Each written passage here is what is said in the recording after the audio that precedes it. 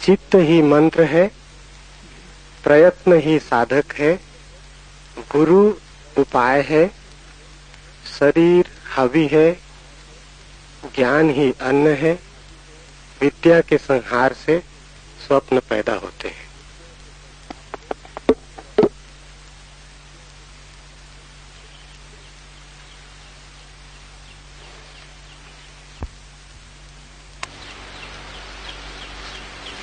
चित्त ही मंत्र है। मंत्र का अर्थ है जो बार बार पुनरुक्त करने से शक्ति को अर्जित करे, जिसकी पुनरुक्ति शक्ति बन जाए। जिस विचार को भी बार बार पुनरुक्त करेंगे वो धीरे धीरे आचरण बन जाएगा। जिस विचार को बार बार दोहराएंगे जीवन में वो प्रकट होना शुरू हो जाएगा। जो भी आप हैं वो अनंत बार कुछ विचारों के दोहराए जाने का परिणाम है। सम्मोहन पर बड़ी खोजें हुई। आधुनिक मनोविज्ञान ने सम्मोहन के बड़े गहरे तलों को खोजा है। सम्मोहन की प्रक्रिया का गहरा सूत्र एक ही है कि जिस विचार को भी वस्तु में रूपांतरित करना हो उसे जितनी बार हो सके दोहराओ। दोहराने से उसकी लीक बन जाती। लीक बनने से मन का वही मार्ग हो जाता है। जैसे नदी बह जाती है, अगर एक गड्ढा खोदकर राह बना दी जाए नहर बन जाती। वैसे ही अगर मन में एक लीक बन जाए किसी भी विचार की, तो वो विचार परिणाम में आना शुरू हो जाता। फ्रांस में एक बहुत बड़ा मनोवैज्ञानिक हुआ एमाइल कुए। उसने लाखों लोगों को केवल मंत्र के द्वारा ठीक किया। लाखों मरीज सारी दुनिया से कुएं के पास पहुंचते थे और उसका इलाज बड़ा छोटा था। वो सिर्फ मरीज को कहता था तुम यही दोहराए चले जाओ कि तुम बीमार नहीं हो, स्वस्थ हो रहे हो। रात सोते समय दोहराओ, सुबह उठते समय दोहराओ, दिन में जब स्मृति आ जाए तब दोहराओ। बस एक विचार को दोहराते रहो कि मैं स्वस्थ हूं, मैं स्वस्थ हूं, मैं निरंतर स्वस्थ हो रहा हूं। चमत्कार मालूम होता है कि कठिन से कठिन रोग के मरीज सिर्फ इस पुनरुक्ति से ठीक हुए।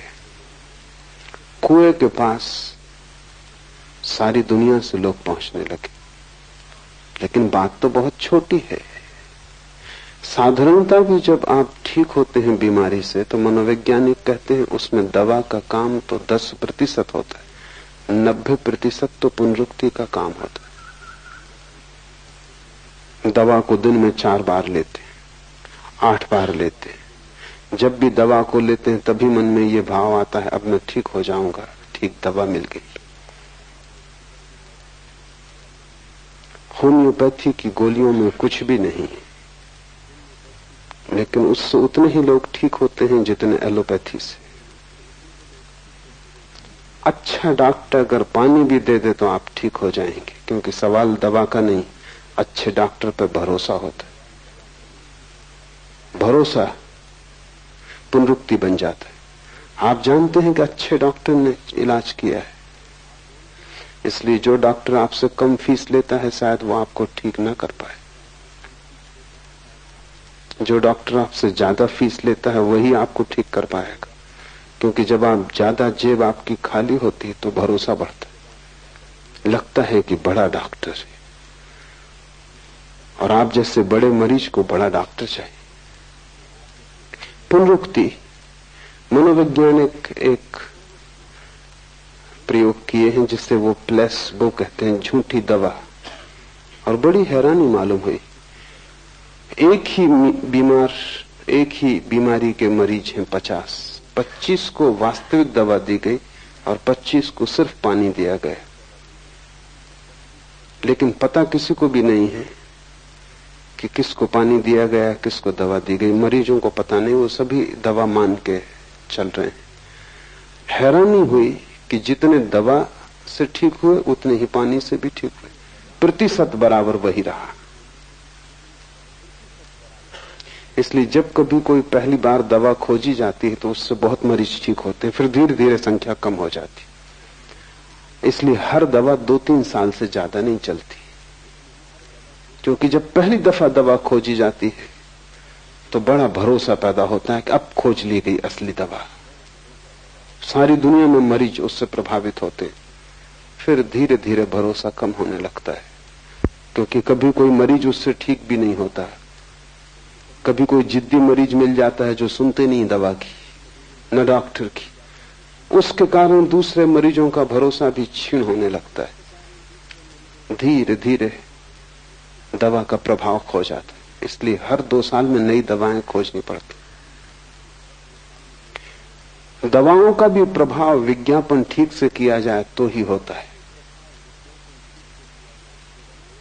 तो हर अखबार, पत्रिका, रेडियो, टेलीविजन, सब तरफ से प्रचार होना चाहिए।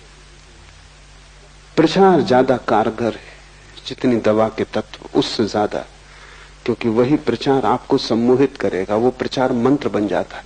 अखबार खोला और एस्प्रो, रेडियो खोला और एस्प्रो, टेलीविजन पे गए और एस्प्रो, बाजार में निकले और बोर्ड एस्प्रो, जो कुछ भी करें एस्प्रो पीछा करती। वो सिरदर्द से भी बड़ा सिरदर्द बन जाती, फिर वो सिरदर्द को हरा देती। पुनरुक्ति शक्ति पैदा करती है। मंत्र का अर्थ है किसी चीज को बार बार दोहराना। ये सूत्र कह रहा है चित्त ही मंत्र है, चित्तम मंत्रा। ये कहता और किसी मंत्र की जरूरत नहीं। अगर तुम चित्त को समझ लो तो चित्त की प्रक्रिया ही पुनरुक्ति है।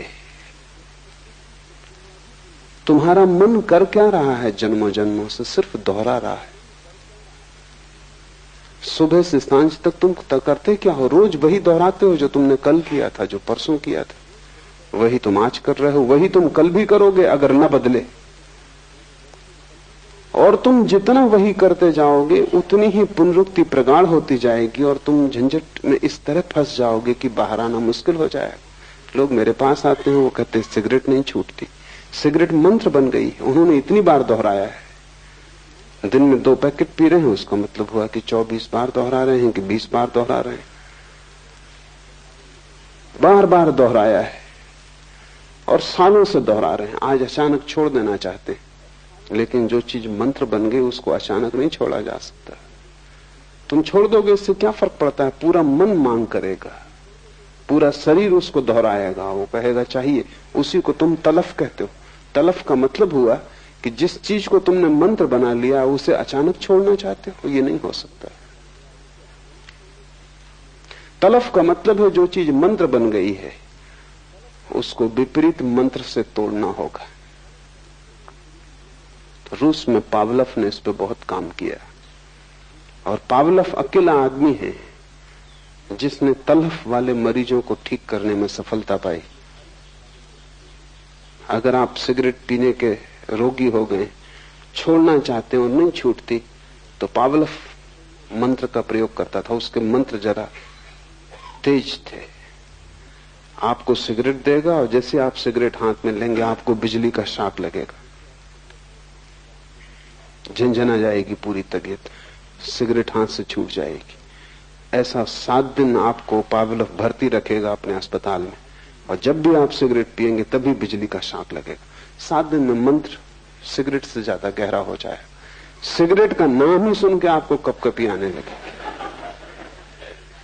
पीने का रस तो दूर, एक वैराग्य का उदय हो जाएगा। पावलफ ने हजारों मरीज विपरीत मंत्र से ठीक किए। और पावलफ कहता है कि जो लोग भी आदतों से ग्रस्त हो गए हैं, जब तक उनको विपरीत आदतें न दी जाएं जो पहली आदत से ज्यादा मजबूत हो, तब तक कोई छुटकारा नहीं। तुम्हारा जीवन जैसा भी है तुम्हारे मन का ही परिणाम है। और तुम दोहराए चले जाते हो। तुम क्रोध से बाहर भी होना चाहते हो, लेकिन तुम रोज क्रोध को दोहराए चले जाते हो। जितना दोहराते हो उतना मजबूत हो रहा है। कितनी बार तुम कस्में खाते हो कि अब नहीं करूंगा, और कस्में टूट जाती हैं, और क्रोध फिर करते हो, उपद्रव और भी बढ़ गया। इससे तो बेहतर था कसम तुमने न खाई होती, क्योंकि अब ये दोहरा मंत्र हो गया। अब तुम जानते हो कि क्रोध कसम से ज्यादा बड़ा है और ज्यादा ताकतवर है। कस्मों का कोई मूल्य नहीं है। तुम कितना ही व्रत लो, तुम्हारे व्रत 2 कौड़ी के हैं, क्रोध ज्यादा सबल है। ये भी सम्मोहन बैठ गया। अब तुम जब कसम भी लोगे, व्रत भी लोगे, तब भी तुम जानते हो भीतर कि ये सधने वाली नहीं है। तुम भीतर दोहरा रहे हो उस समय भी कि ये होगा नहीं, मैं ले तो रहा हूं लेकिन ये होगा नहीं। भूल के भी व्रत मत लेना अगर उसे पूरा न कर सको। उससे तो बेहतर है कि तुम अपनी एक ही आदत से भरे रहना।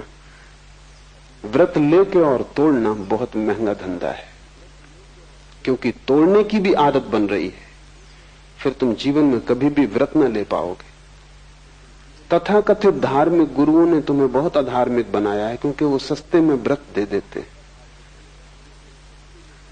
तुम मंदिर गए, तुम साधु के पास गए, मुनि के पास गए, और वो कहता है कोई व्रत लो। उसके प्रभाव में, मंदिर की शांति में, और फिर अहंकार में कि जब साधु कह रहा है तो ये कहना कि मैं कोई भी व्रत न ले सकूंगा बड़ी दीनता मालूम पड़ती। तो तुम कहते हो आज से सिगरेट छोड़ देंगे। मेरे एक मित्र है, उनका दिमाग जरा खराब है लेकिन आपसे बेहतर। वो एक मुनि के पास गए, जैन है, और मुनि ने कहा कि कोई व्रत लो। उन्होंने कहा अच्छी बात है, ले लिया। मुनि ने कहा क्या लिया? उन्होंने कहा आज से बीड़ी पिया करेंगे। दिमाग उनका खराब है, लेकिन व्रत का उन्होंने पालन किया है। वो तब तक बीड़ी पीते नहीं थे। और मैं आपको कहता हूं कि वो ज्यादा फायदे में रहे बजाय उस आदमी के जिसने नियम लिया कि मैं बीड़ी नहीं पीऊंगा और फिर बीड़ी पीनी शुरू कर दी। उसका व्रत भी टूट गया, उसकी आत्मग्लानि बढ़ गई। कम से कम वो सफल तो हुए। दिमाग उनका खराब हो, आपसे बेहतर। कम से कम इतना तो है कि व्रत पूरा किया है। इससे जब भी व्रत टूटता है तो आत्मग्लानि पैदा होती, अपराध पैदा होता है।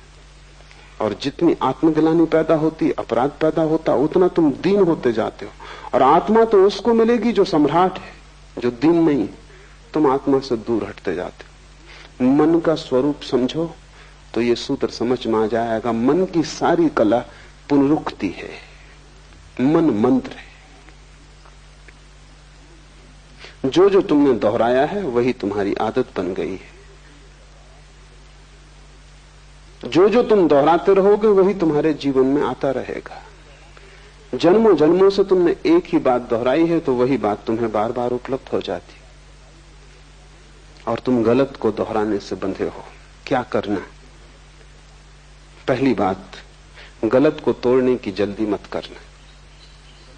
बेहतर यह होगा कि गलत को तोड़ने की कोशिश करने की बजाय तुम सही को करने के नया मंत्र सीखना। तुम सिगरेट पीते हो, कोई हर्जा नहीं। तुम ध्यान सीखना।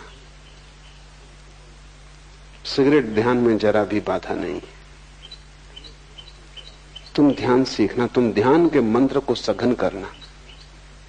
जिस दिन ध्यान के मंत्र में तुम सफल हो जाओगे उस दिन तुम्हें आत्मगौरव उपलब्ध होगा। उस आत्मगौरव और ध्यान की सफलता में सिगरेट को छोड़ना आसान हो जाएगा, क्योंकि तुमने एक विधायक मंत्र पूरा कर लिया। नकारात्मक मत बनना, अन्यथा तुम मुश्किल में पड़ोगे। पश्चाताप, पाप, पीड़ा और उदासी पकड़ लेगी। तुम्हारे साधु मंदिरों में बैठे हैं, सब उदास है। उनके जीवन में कोई हंसी नहीं है, कोई खुशी नहीं है, कोई प्रसन्नता, उत्फुल्लता नहीं है, क्योंकि उन्होंने नकारात्मक मंत्रों का उपयोग किया। नेगेटिव उनकी खोज है। क्या क्या गलत है वो उन्होंने छोड़ा। मैं तुमसे कहता हूं गलत को छोड़ने की जल्दी मत करना, तुम ठीक को पकड़ने की जल्दी करना। जिस दिन ठीक तुम्हें पकड़ जाएगा गलत को छोड़ना बहुत आसान हो जाएगा। तुम बीमारी से मत लड़ना, तुम स्वास्थ्य को पाने की कोशिश करना। वही कुएं अपने मरीजों को कह रहा है, वो कह रहा है कि मैं स्वस्थ हो रहा हूं। तुम यही भाव दोहराओ। उल्टा विपरीत भी तुम कर सकते हो। तुम्हारे सिर में दर्द है, तुम ये भी कह सकते हो कि नहीं मुझे सिर दर्द नहीं, लेकिन जितनी बार तुम ये कहोगे उतने बाहरी सिर दर्द शब्द को भी तुम दोहरा रहे हो। और जितनी बार तुम कहोगे कि सिर दर्द नहीं है, अगर सिर दर्द है तो तुम्हारे कहने से क्या होगा, भीतर तो तुम जानते हो तुम्हारा कहना झूठ है। ऊपर तुम कितना ही कहो कि सिर दर्द नहीं, लेकिन सिर दर्द हो रहा है, भीतर तो तुम यही कहोगे कि हो रहा है। ये कुएं कहता है तो दोहरा रहे हैं, लेकिन सिर दर्द हो रहा है। कुएं के कहने से तुम्हारा सिर दर्द नहीं मिटेगा, तुम्हारा सिर दर्द तो तुम्हारी भीतरी प्रक्रिया से ही मिटेगा। नकारात्मक शब्द पकड़ना ही मत। इसलिए मैं कहता हूं संसार को छोड़ने की कोशिश मत करना, परमात्मा को पाने की कोशिश करना। इसलिए मैं कहता हूं त्याग की दिशा में मत जाना, परम भोग की खोज करना। क्या गलत है उस पर आंख मत गड़ाना, क्योंकि गलत को छोड़ने के लिए भी तो गलत को देखना पड़ता है बार बार, और जितना तुम देखते हो उतना ही मंत्र दोहराया जा रहा है। और जिस चीज को भी तुम देखते रहते हो उससे तुम सम्मोहित हो जाते हो। दुनिया भर में बहुत खोजबीन चली है कार के एक्सीडेंटों के बाबत, क्योंकि अब कार के एक्सीडेंट से उतने आदमी मर रहे हैं जितने युद्धों में भी नहीं मर रहे हैं। दूसरे महायुद्ध में 1 साल में जितने आदमी मरे, उससे 2 गुने आदमी सिर्फ कार के एक्सीडेंट से मर रहे हैं सारी दुनिया में। बहुत बड़ी संख्या है, कुछ करना जरूरी है। और बहुत सी बातें प्रकाश में आई हैं। उसमें एक बात तो ये प्रकाश में आई है कि कार के एक्सीडेंट अक्सर रात 12 बजे और 3 बजे के बीच में होते हैं। 50% एक्सीडेंट, दुर्घटनाएं रात 12 बजे और 3 बजे के बीच में होती, क्योंकि वो समय निद्रा का समय है और मन तंद्रा में हो जाता है, होश खो जाता है। उस होश सम्मोहन बिल्कुल आसान है और ड्राइवर सम्मोहित हो जाता है, क्योंकि कार की पुनरुक्त होती आवाज, वही आवाज बार बार दोहर रही। रास्ते पर आंख गड़ी है, वही रास्ता सैकड़ों मील तक दिखाई पड़ रहा है। और मनोवैज्ञानिक कहते हैं कि रास्तों पर बीच में जो सफेद लकीर डाली जाती, उसके कारण हजारों लोग मर रहे हैं, क्योंकि उस लकीर को देखते देखते देखते देखते ड्राइवर उसको देखता रहता, सम्मोहित हो जाता है। फिर वो होश में नहीं है, वो नशे में है। 12 और 3 के बीच वैसे ही नींद का वक्त कार की एक ही सी गूंजती आवाज ऊब पैदा करती है, निद्रा लाती, मंत्र बन जाती। फिर एक ही रास्ता और रात में बेरौनक, क्योंकि न आसपास के वृक्ष दिखाई पड़ते हैं, न पहाड़ दिखाई पड़ते हैं, सिर्फ रास्ता दिखाई पड़ता है। और फिर बीच में पड़ी सीधी लकीर।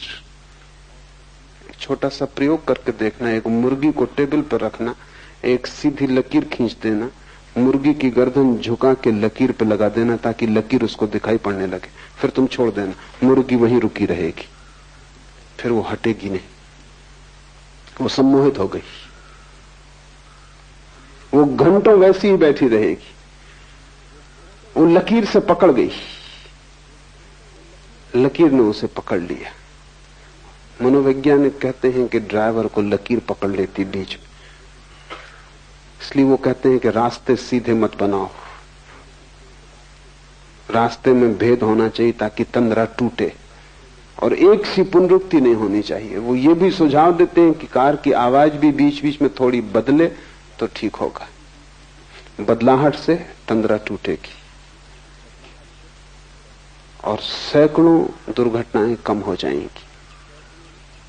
तुम्हारी जिंदगी की भी दुर्घटनाएं सैकड़ों कम हो सकती हैं। एक तो गलत पे तुम नजर मत बांधो, क्योंकि जिसको तुम देखोगे वो तुम्हारे भीतर प्रविष्ट होता जाता है और तुम गलत पे नजर बांधने के आदी हो। तुम्हारे भीतर जो जो बुरा है उसी पर तुम ध्यान देते हो।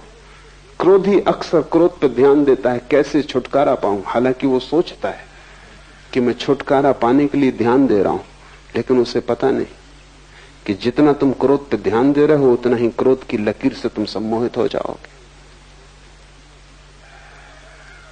कामी काम वासना पर ध्यान लगाए रखता है, मैंने सुना है मुल्ला नसरुद्दीन बूढ़ा हो गया, 100 साल की उम्र का हो गया। पत्रकार उसके घर आए उसकी भेंट लेने, क्योंकि वो अकेला आदमी था जो उस इलाके में 100 साल का हो गया था। उन्होंने कई प्रश्न पूछे।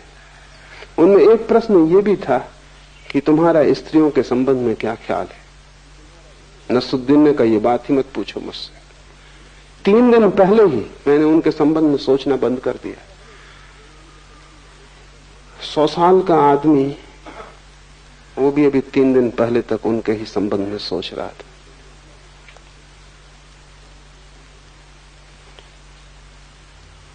स्त्री पकड़े रहेगी क्योंकि तुम उससे छूटना चाहते हो। वो तुम्हारा नकारात्मक मंत्र बन गया। तुम जिससे छूटना चाहते हो उससे तुम छूट ना पाओगे। गलत को देखने अगर तुम लग गए तो तुम गलत पर ध्यान कर रहे हो।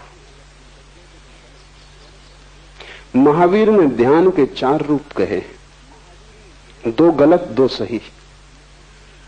दुनिया में किसी भी आदमी ने गलत को ध्यान नहीं कहा है, महावीर ने कहा है। मनोवैज्ञानिक उनसे राजी होंगे। उन्होंने कहा गलत ध्यान भी ध्यान तो है ही, जिससे क्रोध ही ध्यान मग्न हो जाता है, क्योंकि क्रोध में सारी दुनिया मिट जाती। क्रोध में चित्त एकाग्र हो जाता है, इसलिए क्रोध में बड़ी शक्ति आ जाती है। तुमने कभी ख्याल किया, क्रोधी आदमी अपने से दुगने ताकतवर आदमी को उठा के फेंक देगा क्रोध में। होश में होता, क्रोध में होता तो 25 दफा सोचता कि इस आदमी से झंझट लेनी कि नहीं, दुगना ताकतवर है। क्रोध में आदमी बड़ी से बड़ी चट्टान सरका देता है, होश में सोच भी नहीं सकता। क्रोध में आदमी कुछ भी कर लेता, क्रोध में सारी शक्ति जग जाती। क्या होता है, बढ़ती हुई शक्ति जो सब तरफ जा रही थी एकाग्र हो जाती। जैसे किरणें सूरज की इकट्ठी हो जाएं तो आग पैदा हो जाती, ऐसा क्रोध में चित्त इकट्ठा हो जाता है, आग पैदा हो जाती। महावीर ने उसको भी ध्यान कहा है। महावीर ने कहा आर्त और रौद्र 2 गलत ध्यान है। दुख में भी आदमी ध्यान मग्न हो जाता है। कोई मर गया तब तुम रोते हो, चीखते हो, चिल्लाते हो, बस एक पर ही ध्यान अटक जाता है। गलत ध्यान से बचना, और तुम सभी गलत ध्यान में लगे हो। तुम्हारे जीवन की तकलीफ ही यही है, मूल पीड़ा और बीमारी यहां है कि तुमने अपनी आंखें गलत पर जमा ली हैं। क्या क्या गलत है उसे छोड़ना है, और तुम सोच रहे हो कि छोड़ने के लिए ही तुम ये कर रहे हो। इस ध्यान के कारण ही तुम नहीं छोड़ पा रहे हो। मैं तुमसे कहता हूं संसार की फिक्र ही छोड़ दो, तुम परमात्मा पर ध्यान लगाओ। तुम क्रोधी हो, सारी दुनिया क्रोधी है, क्रोध पर आंखें मत गड़ाओ, करुणा पर आंखें गड़ाओ। तुम जो सही है उसको ध्यान में लाओ, और जैसे जैसे सही में शक्ति बढ़ेगी गलत से शक्ति विसर्जित हो जाएगी, क्योंकि शक्ति तो एक ही है, तुम सब तरफ नहीं लगा सकते। अगर तुमने शांत होने की चेष्टा पर ध्यान लगा दिया तो जब तुम अशांत होना चाहोगे तब तुम पाओगे कि शक्ति तुम्हारे पास है नहीं, वो शांति की तरफ बह गई। और जिसने शांति का स्वाद ले लिया वो अशांत होना क्यों चाहेगा। अशांत तो वही होता है जिसने शांति का स्वाद नहीं लिया। जिसने परमात्मा का रस नहीं लिया वही संसार में अलिप्त डूबता है, लिप्त होता है। इसे बहुत ठीक से ख्याल में ले लो। नकार से बचना, नहीं से बचना, बुरे को छोड़ने की फिक्र मत करना, क्योंकि छोड़ने में ही तुम सम्मोहित हो जाओगे और बुरे को तुम कभी भी न छोड़ पाओगे। जिसको भी हम छोड़ना चाहते हैं उसमें एक पकड़ आ जाती है। मैंने सुना है एक आदमी एक होटल में मेहमान हुआ, मैनेजर ने कहा हम दे ना सकेंगे कमरा, कमरा तो खाली है, लेकिन उसके नीचे एक आदमी ठहरे हुए, वो बहुत उपद्रवी है। जरा सी भी आवाज ऊपर हो गई तो वो बखेड़ा खड़ा कर देंगे। उनकी वजह से उनके ऊपर का कमरा हमने खाली ही छोड़ दिया है। उस आदमी ने कहा कि चिंता आप ना करें, मैं तो बाजार में दिन भर उलझा रहूंगा, रात कोई 11-12 बजे लौट के सो जाऊंगा और 3 बजे की मुझे गाड़ी पकड़ लेनी। 3 घंटे मुश्किल से मैं इस कमरे में रहूंगा, कोई कारण नहीं है मेरे द्वारा उपद्रव होने का। फिर मैं ध्यान भी रखूंगा, आपने बता दिया तो ठीक किया।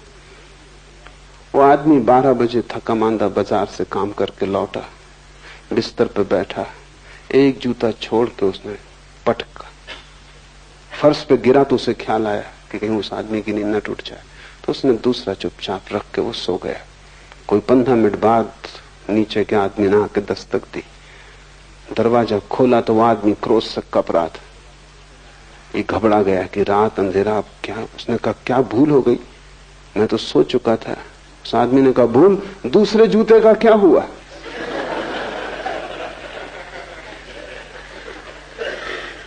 पहला गिरा, मैंने कहा आ गए, फिर दूसरे का क्या हुआ? मैं सो ही नहीं पा रहा हूं, वो दूसरा जूता सिर पर लटका हुआ है, तो पूछ लूं, पता चल जाए, निश्चिंतता हो। सबने दूसरा जूता लटका लिया, वो नकार का है। वो तुम ये छोड़ना है, ये छोड़ना है, ये बुरा है, और इतनी बुराइयां हैं कि जीवन छोटा मालूम पड़ता है, तुम छोड़ ना पाओगे। रत जगह जगह बुराई है, कोने कोने में बुराई है, सारा जीवन बुराई से भरा है। और तुम्हारे साधु संत तुम्हें सिर्फ अपराध से भरते हैं, क्योंकि वे तुमसे कहते हैं ये गलत, ये गलत, ये गलत। उनसे सही की तो तुम खबर ही ना पाओगे, क्योंकि वे कहते हैं जब तक गलत न छूटेगा तब तक सही तुम्हें मिलेगा भी कैसे। और उनकी बात तर्कयुक्त मालूम पड़ती।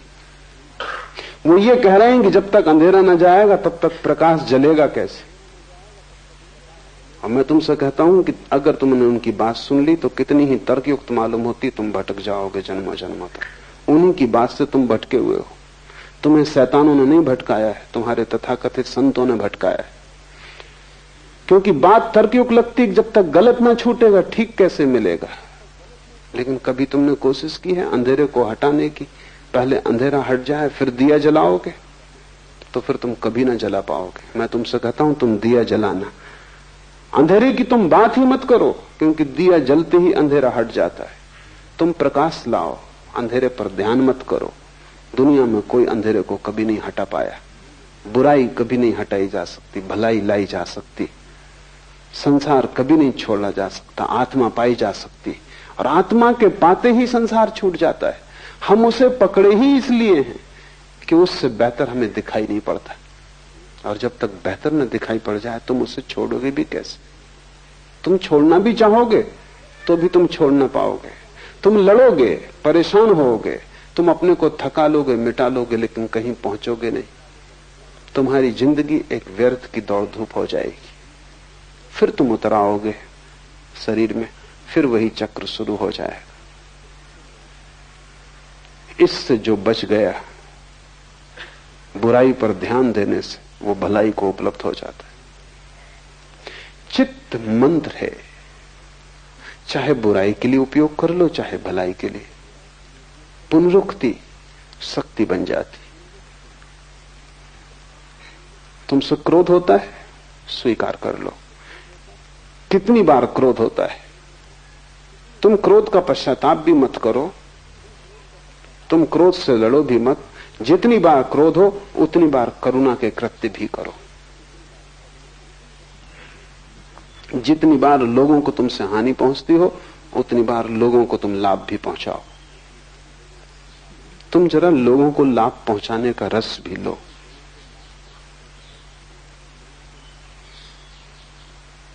बुराई के लिए अपने को दंड मत दो, भलाई का पुरस्कार भोगो। बुराई के लिए अपने को कष्ट मत दो, थोड़ा भला करो, उसका स्वाद लो। अगर तुमसे किसी के प्रति गाली निकल गई है तो जाके किसी की प्रशंसा करो, किसी के गुण को भी गाओ।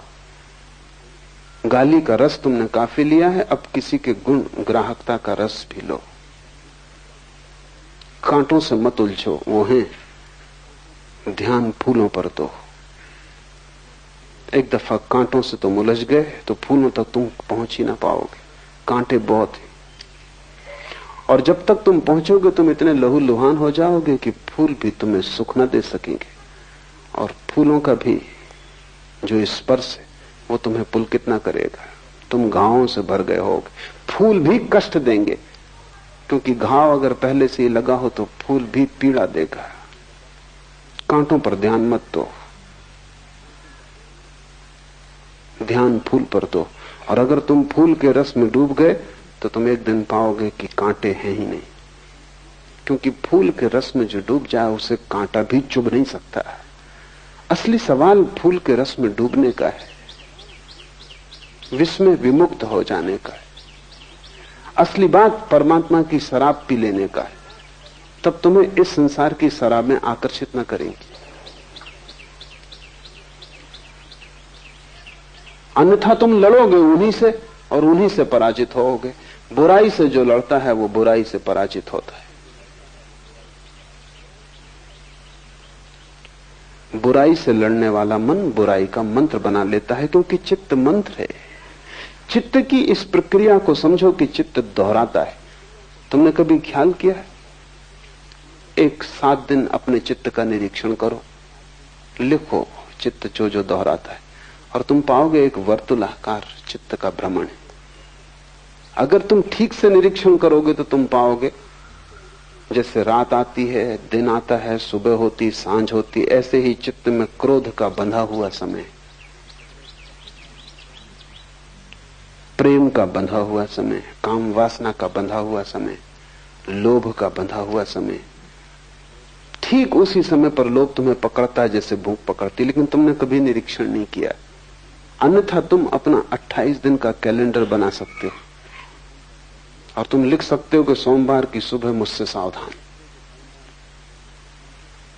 पत्नी बच्चे घर में जान सकते हैं कि सोमवार की सुबह पिताजी से जरा दूर रहना। और इसका उपयोग हो सकता है, क्योंकि तुम सोमवार की सुबह अगर ठीक से निरीक्षण तुमने किया कुछ दिनों तक, तो तुम पकड़ लोगे वे बिंदु जहां वर्तुल की तरह तुम्हारा मन घूमता है। शरीर ही वर्तुलाकार नहीं है, मन भी वर्तुलाकार है। इस जगत में सभी गतियां वर्तुलाकार हैं, सर्कुलर है। चांद तारे गोल घूमते हैं, जमीन गोल घूमती है, सब चीजें गोल घूमती हैं, मौसम गोल घूमते हैं। तुम्हारे मन की ऋतुआं भी गोल घूमती हैं। जिससे स्त्रियों को मासिक धर्म होता है, ठीक 28 दिन में वर्तुल पूरा होता है। अभी मनोवैज्ञानिक कहते हैं कि पुरुषों के भीतर भी वैसी ही रासायनिक प्रक्रिया होती है 28 दिन में जैसा स्त्रियों की, क्योंकि शरीर कुछ बहुत भिन्न नहीं है। तुमने ख्याल किया कि स्त्रियों को जब मासिक धर्म होता है वो ज्यादा चिड़चिड़ी, ज्यादा झगड़ेल, क्रोधी, उदास, परेशान, बेचैन हो जाती। हिंदू बहुत होशियार थे, वो उनको 3-4 दिन के लिए कमरों में अलग ही बंद कर देते थे, क्योंकि उस समय उनसे कुछ आशा करनी ठीक नहीं। उनके शरीर में इतनी रासायनिक प्रक्रिया हो रही कि उस रासायनिक प्रक्रिया में होश रखना उन्हें मुश्किल होगा, वो बेहोश हो जाएंगे। लेकिन ठीक 28 दिन पर हर पुरुष को भी ऐसा ही होता है। पुरुष का भी मासिक धर्म है। बाहर रक्तस्राव नहीं होता, लेकिन भीतर रस ग्रंथियों में रक्तस्राव होता है, इसलिए दिखाई नहीं पड़ता। लेकिन हर 28वें दिन पर तुम भी उदास, बेचैन, परेशान हो जाते हो। तुम थोड़ा निरीक्षण करो, तब तुम पाओगे कि तुम्हारे मन का एक वर्तुल है जो 28 दिन में पूरा होता है, 4 सप्ताह में पूरा होता है। और उस वर्तुल में तुम धीरे धीरे निरीक्षण की प्रक्रिया को प्रगाढ़ करोगे तो ठीक ठीक बिंदु खोज लोगे कब क्या होता है। तब तुम बड़े हैरान होगे। तब तुम पाओगे कि तुम क्रोधित किसी और के कारण नहीं होते, क्रोधित तुम्हारे भीतरी कारणों से होते हो, दूसरा तो सिर्फ बहाना है। तब तुम दूसरे पर जिम्मेवारी भी न डालोगे। तब तुम क्रोधित होगे तो दूसरे से क्षमा मांगोगे कि मुझे माफ करना, अभी मेरी दशा, मौसम ठीक नहीं। और ये संयोग की बात है कि तुम सामने पड़ गए, कोई दूसरा पड़ता तो उस पर यह उपद्रव होता।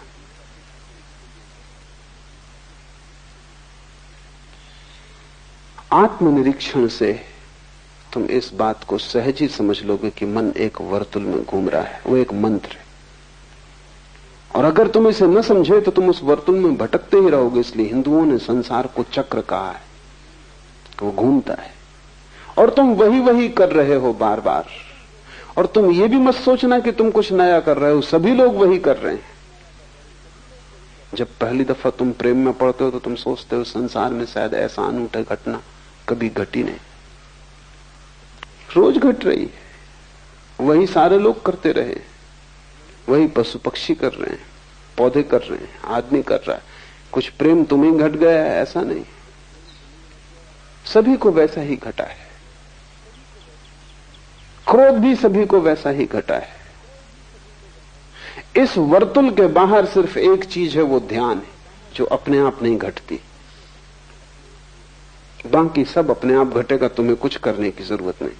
तुम चक्के पे बैठे भर रहो, चक्का अपने आप घूम रहा है, तुम उसमें बंधे हुए घूमते रहोगे।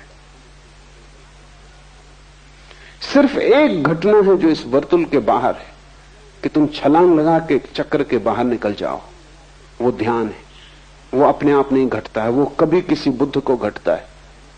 पश्चिम के बहुत बड़े ऐतिहासिक एर्नाल्ड टायनबी ने हिसाब लगाया है कि अब तक केवल 6 आदमी इस चक्र के बाहर हुए पूरे मनुष्य जाति के इतिहास में। 6 न हुए हों, 60 हुए हों, संख्या कुछ बहुत बड़ी नहीं। वो एक अनहोनी घटना है। न तो प्रेम, न क्रोध, न लोभ, ये सामान्य घटनाएं हैं, सभी को घट रही हैं, जानवरों को घट रही हैं। इससे तुम आदमी नहीं हो। तुम्हारे जीवन में आदमी होने का सूत्र तो उसी दिन घटेगा जिस दिन तुम इस चित्त के मंत्र के बाहर हो जाओ, चित्त के वर्तुलाकार भ्रमण के बाहर हो जाओ।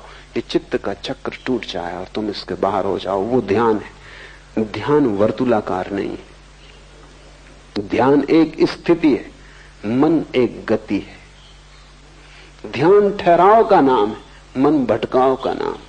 और भटकाव भी कुछ नई जगहों पर नहीं, वही जगह फिर वही जगह फिर कोल्हू के बैल की तरह तुम घूम रहे हो।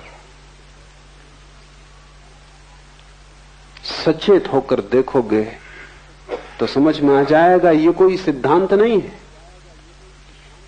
ये तथ्य है। ये कोई दर्शन शास्त्र का सिद्धांत नहीं है। तुम्हारे मन का वर्तुलाकार भ्रमण, तुम्हारे मन का मंत्र की भांति होना, ये तुम्हारे जीवन का तथ्य है। जिन्होंने जीवन को समझने की कोशिश की है उन्होंने इसका आविष्कार किया है। ये कोई विचार से निर्णित सिद्धांत नहीं है, अनुभव से पाया गया तथ्य है। तुम भी इसे अनुभव से पा सकते हो। मैं कहता हूं इसलिए मानने की जरूरत नहीं, शिव कहें इसलिए मानने की कोई जरूरत नहीं। तुम्हारे पास आंखें हैं, आंख बंद करके मन को जरा कुछ दिनों तक देखते रहो, तब तुम हैरान हो जाओगे।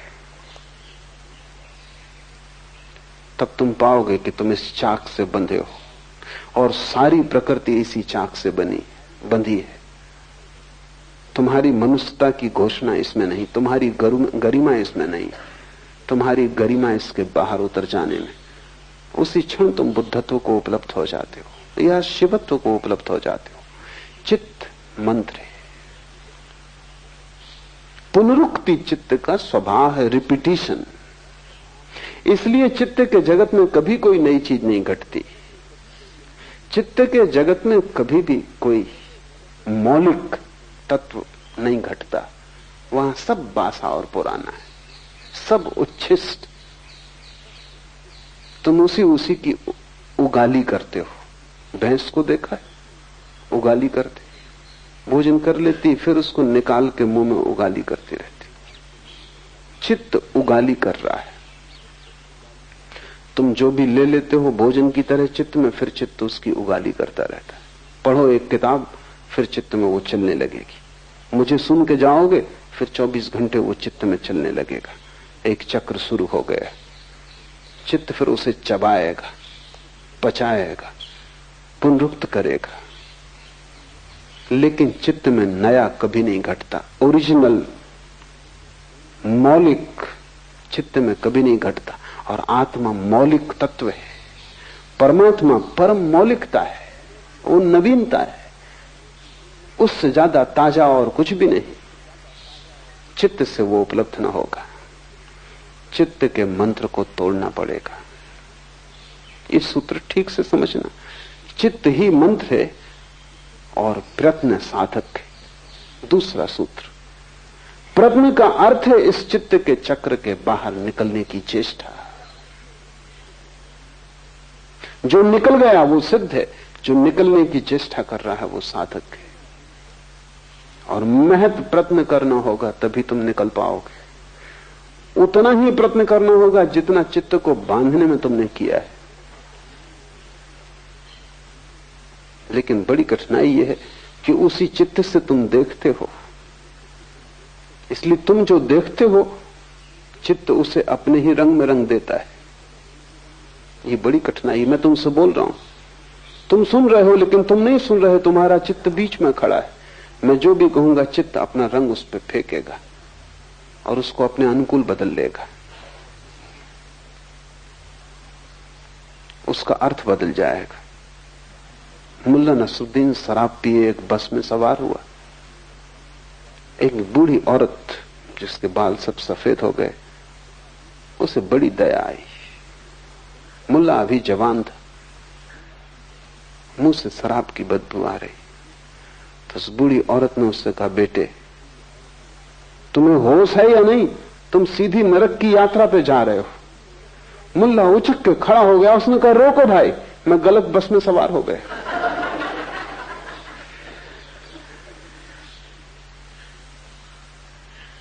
वो जो चित्त है अगर शराब में डूबा है तो वो हर चीज को अपने रंग में रंग लेगा। वो समझे कि ये बस नरक जा रही।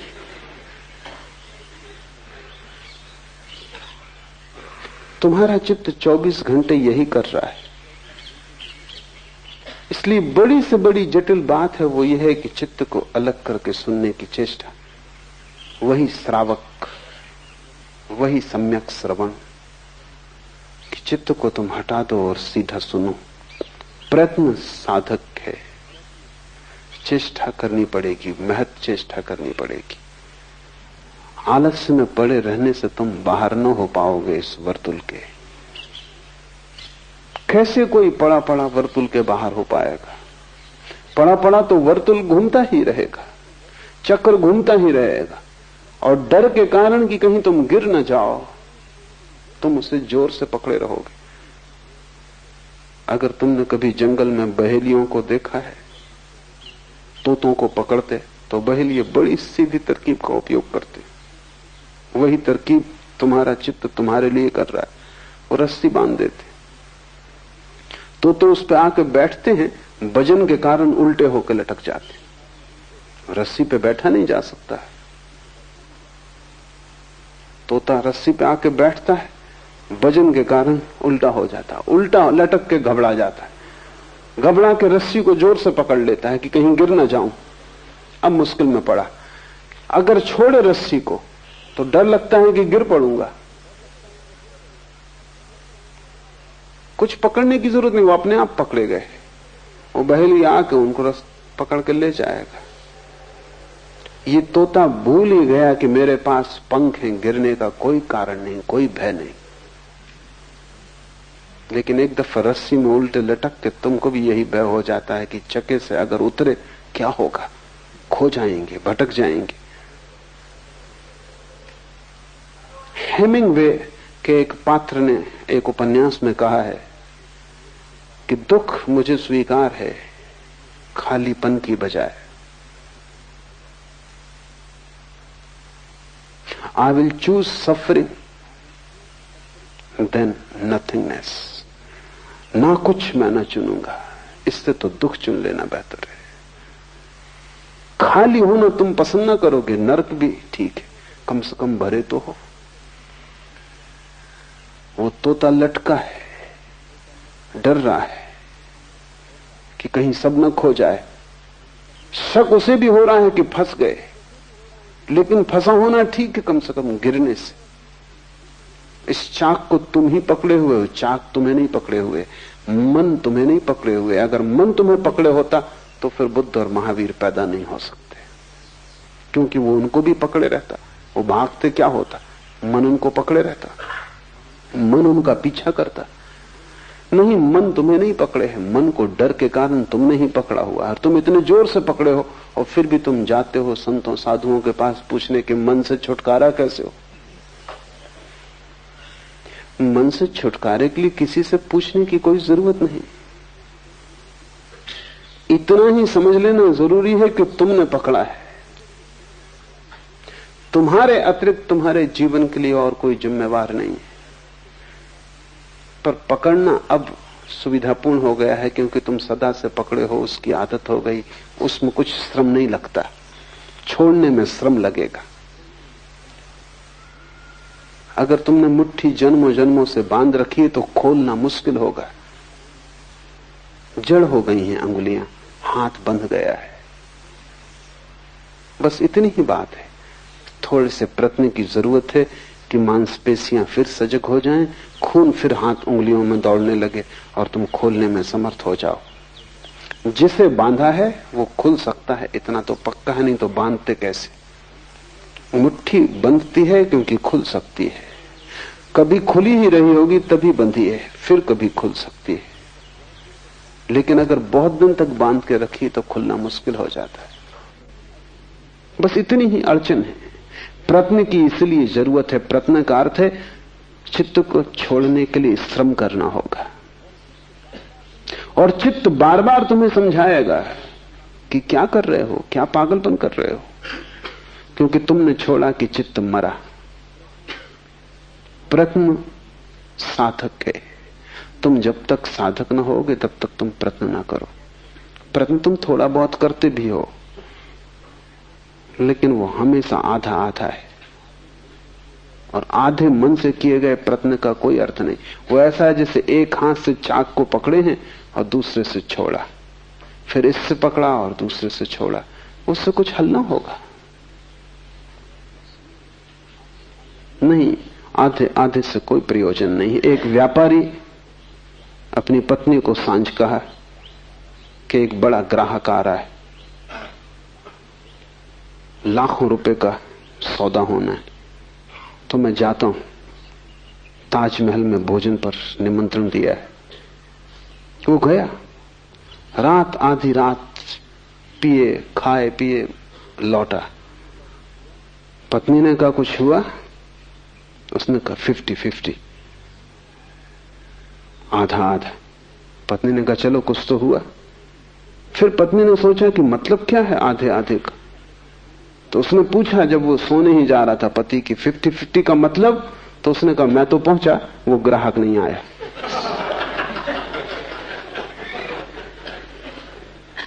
तुम जब भी आधे आधे हो बस ऐसा ही है,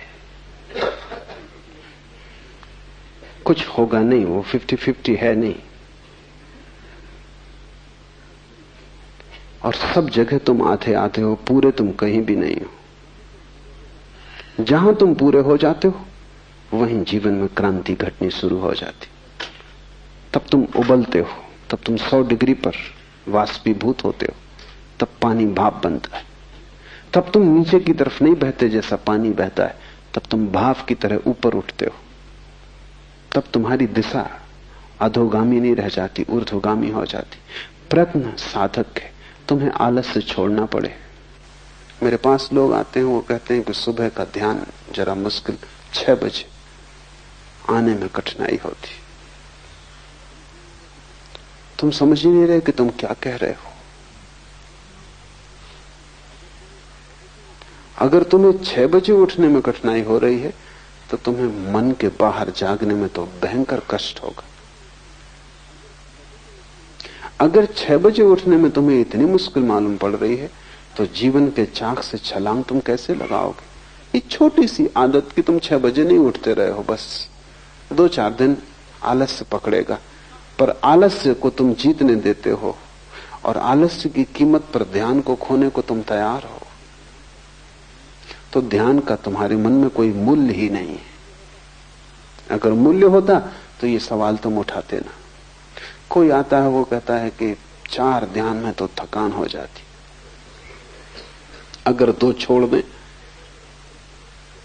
तुम 4 ही छोड़ सकते हो,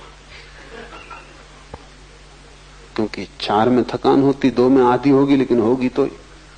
और मैं जानता हूं कि अगर मैं तुम्हारे मन को सुविधा दूं कि 2 छोड़ दो, कल तुम आओगे कि 1 ही करें तो, क्योंकि वही मन, 2 में भी तुम थकोगे तो ही। अगर तुम उस सूत्र को बांध कर चलते हो तो तुम आज नहीं कल आलस में डूबना ही पसंद करोगे, क्योंकि कुछ भी करने में श्रम तो होगा। ध्यान रहे, जीवन श्रम है, मृत्यु विश्राम है। तो अगर मरना हो तब कुछ करने की जरूरत नहीं, अगर जीना हो तो कुछ करना पड़ेगा। और अगर विराट जीना हो तो विराट उद्यम करना होगा। अगर परमात्मा को पाना हो तो ऐसा छोटा छोटा प्रयास काम नहीं करेगा, तुम्हारा पूरा जीवन ही प्रयास बन जाए। तुम रत्ती रत्ती दांव पर लगा दो अपने को, कुछ भी तुमने बचाया तो तुम चूक जाओगे। यहां पूरा ही दांव लगेगा तो ही तुम बच सकते हो। इसलिए थोड़े से लोग उपलब्ध हो पाते हैं, कोई कारण नहीं सिवाय आलस्य के। तुम ध्यान भी करते हो तो तुम ऐसे करते हो कहीं पैर में चोट ना लग जाए, कि कहीं किसी का धक्का ना लग जाए, कि ऐसा करें कि थक भी ना जाएं। तुम कर ही क्यों रहे हो? तुमसे कहा किसने? लेकिन तुम साफ भी नहीं हो, तुम ऐसे धुंधलके में जीते हो जहां सब अंधेरा अंधेरा है। तुम्हें यह भी पक्का नहीं कि तुम यहां आ कैसे गए, कैसे चले आए। तुम कोई आ रहा था, तुम साथ आ गए, कि सोचा चलो देखें, कि चलो देखें दूसरे क्या कर रहे हैं। तुम ऐसे ही धक्के खा रहे हो, और ऐसा अनंत जन्मों से चल रहा है। लेकिन धक्कों से कोई मंजिल पे नहीं पहुंचता। मंजिल कोई संयोग नहीं है कि तुम किसी भी भांति पहुंच जाओगे। मंजिल एक गंतव्यपूर्ण यात्रा है। मंजिल एक दिशा की तरफ सारे जीवन की धारा को लेकर चलने का श्रम। मंजिल एक संकल्प है। संकल्प करते ही तुम्हारा मन एक धारा में आ जाता है, शक्ति इकट्ठी हो जाती, तो ऊर्जा तुम में महान है। तुम जितना सोचते हो कि इतनी कम शक्ति है कि इतने जल्दी थक जाओगे, वो तुम गलती में हो। मनुष्य के शरीर में शक्ति के, ऊर्जा के 3 तल हैं। एक तल ऊपर का है जो रोजमर्रा काम के लिए, जैसे तुम जेब खर्च के लिए खीसे में कुछ रुपए डाल रखते हो, वो तुम्हारी पूरी संपदा नहीं। वो जेब खर्च के लिए है कि बाजार गए कुछ सामान वगैरह लाना, कुछ रुपए।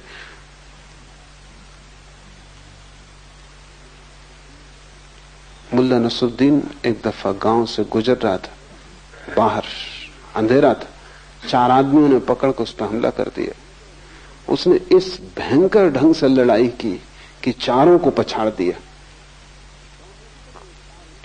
बामुश्किल वो 4 उस पर कब्जा कर पाए, बामुश्किल। और जब उसके खीसे में हाथ डाला तो केवल 7 पैसे थे। तो उनने कहा हद कर दी नसरुद्दीन, 7 पैसे के लिए? नसरुद्दीन ने कहा कि मैं नहीं समझा कि तुम 7 पैसे के लिए लड़ रहे हो। बाएं पैर के जूते में 500 रुपए छिपा रखे। लेकिन तब उनने भी हिम्मत न की उसका बायां जूता खोलने की, क्योंकि जो 7 पैसे के लिए ऐसा भयंकर श्रम किया, उन्होंने कहा नमस्कार, फिर कभी।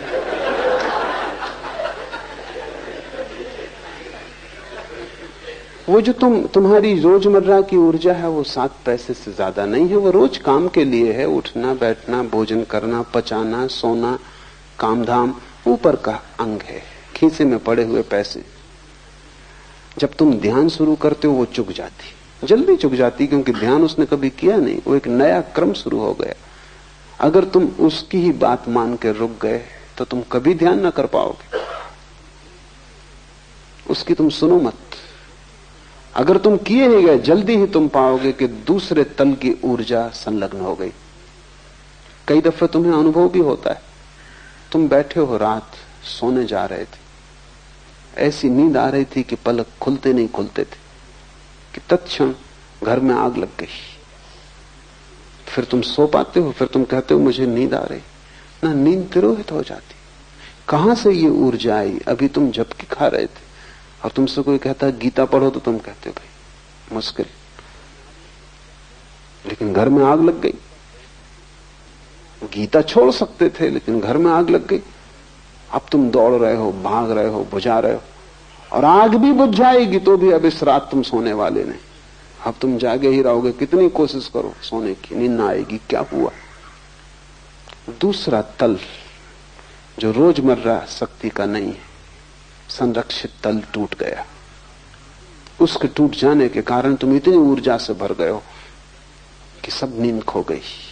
अगर तुमने ध्यान का प्रयोग जारी रखा, तुम थके ना, जल्दी ही दूसरी ऊर्जा उपलब्ध होगी। उसके उपलब्ध होते ही तुम पाओगे कि कितना ही ध्यान करो थकने वाला नहीं है, कुछ भीतर खर्च होने वाला नहीं। ये भी दूसरा तल है। एक तीसरा तल है, ये दूसरा तुम्हारा खजाना है।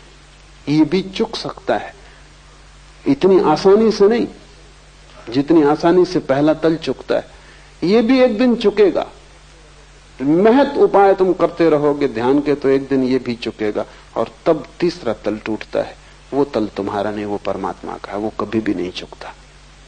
लेकिन अगर तुमने आलस्य किया तो तुम दूसरे तल पे ही नहीं पहुंचोगे, तीसरे पर पहुंचने का तो कोई सवाल नहीं।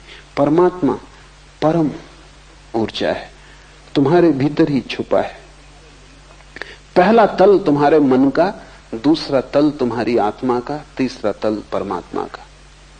मन को चुकाओ तो आत्मा की ऊर्जा उपलब्ध होगी, आत्मा को भी चुका दो तो परमात्मा की ऊर्जा उपलब्ध होगी, जो शाश्वत, जिसके फिर चुकने का कोई उपाय नहीं। फिर तुम विराट के साथ एक हो गए। इसलिए शिव कहते हैं प्रयत्न साधका। प्रयत्न सतत गहरा और गहरा प्रयत्न साधक है। उस समय तक प्रयत्न करते जाना है जब तक कि तीसरा तल न टूट जाए, तुम उस परम ऊर्जा को न उपलब्ध हो जाओ, फिर तुम सिद्ध हो, फिर विश्राम किया जा सकता है।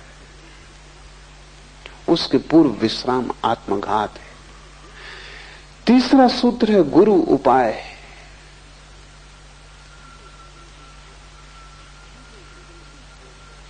ये जो जीवन की खोज है तुम अकेले न कर पाओगे, क्योंकि अकेले तो तुम अपने वर्तुल में बंद हो, तुम्हें उसके बाहर दिखाई भी नहीं पड़ता, उसके बाहर कुछ है इसकी खबर भी तुम्हें नहीं है। तुम जो हो अपनी खोल में बंद, तुम समझते हो यही जीवन है। यह खबर तुम्हें बाहर से किसी को देनी पड़ेगी जिसने इससे विराट जीवन को जाना हो। तुम अपने घर में कैद हो, तुम्हें पता भी नहीं कि घर के बाहर खुला आकाश, चांद तारे। ये तो कोई जो चांद तारों को देख कर आया हो और तुम्हें घर में दस्तक दे और कहे कि बाहर आओ, कब तक भीतर बैठे रहोगे? पहले तो तुम यही पूछोगे कि बाहर जैसी कोई चीज भी है। यही तो लोग पूछते हैं कि परमात्मा जैसी कोई चीज है, आत्मा जैसी कोई चीज है। और तुम चाहते हो कि सिद्ध कर दे कोई घर के भीतर बैठे हुए कि आकाश है। कैसे सिद्ध करेगा? घर के भीतर बैठे आकाश है, ये कैसे सिद्ध किया जा सकता? तुम्हें चलना पड़ेगा साथ। वो जो कह रहा है कि आकाश है, उसके पीछे तुम्हें 2-4 कदम उठाने पड़ेंगे, क्योंकि आकाश दिखाया जा सकता है, सिद्ध नहीं किया जा सकता। सिद्ध करने का कोई उपाय नहीं। और अगर कोई आकाश को सिद्ध करना चाहेगा घर के छप्पर के भीतर, तो तुम उसको हरा सकते हो, क्योंकि तुम कहोगे कहां की बातें कर रहे हो, छप्पर है, यहां तो कुछ दिखाई नहीं पड़ता, दीवालें हैं, क्या प्रमाण है कि बाहर कुछ है? तुम थोड़ा सा आकाश भीतर लाके मुझे दिखा दो, तो आकाश कोई वस्तु तो नहीं कि भीतर लाई जा सके, कि आकाश का काट के एक टुकड़ा हम भीतर ले आए, तुम्हें दिखा दें नमूना, ताकि फिर तुम बाहर जा सको। नहीं, परमात्मा का कोई खंड लाके तुम्हें दिखाया नहीं जा सकता, तुम्हें जाना होगा। इसलिए गुरु उपाय। गुरु का केवल इतना ही अर्थ है जिससे अनुभव हुआ हो, जिसने जाना हो, जो कारागृह से छूट गया हो, वही तुम्हें खबर दे सकता है कि तुम कारागृह में हो, और वही तुम्हें खबर दे सकता है कि छूटने का उपाय है, और वही तुम्हें रास्ता बता सकता है कि आओ मेरे पीछे, इस कारागृह में भी द्वार हैं जहां से बाहर निकला जा सकता है। इस कारागृह में भी ऐसे द्वार हैं जहां के संतरी सोए हुए हैं। इस कारागृह में ऐसे भी द्वार हैं जहां के संतरी बड़े सजग हैं। अगर तुमने वहां से निकलने की कोशिश की तो तुम और मुसीबत में पड़ जाओगे। अभी कम से कम कारागृह में तुम मुक्त हो। अगर तुमने वहां से निकलने की कोशिश की जहां संतरी सजग है, जहां मुख्य द्वार है, तो तुम कालकोठरी में डाल दिए जाओगे, तो कारागृह और छोटा हो जाएगा। और ध्यान रहे, नकार से निकलने की कोशिश में तुम कालकोठरी में गिर जाओगे। अगर तुम लड़े बुराई से तो तुम और भी बुराई में फेंक दिए जाओगे। वो मुख्य द्वार है, लेकिन वहां से कोई कभी निकल नहीं सकता। कोई कभी निकला नहीं, क्योंकि मुख्य द्वार पर पहरा देना पड़ता है। मुख्य द्वार पर सब सुरक्षा रखनी पड़ी। लेकिन इस कारागृह में ऐसे द्वार भी हैं जो गुप्त हैं, ऐसे द्वार भी हैं जहां कोई पहरा नहीं, क्योंकि उस तरफ कोई ध्यान ही नहीं देता। कैदी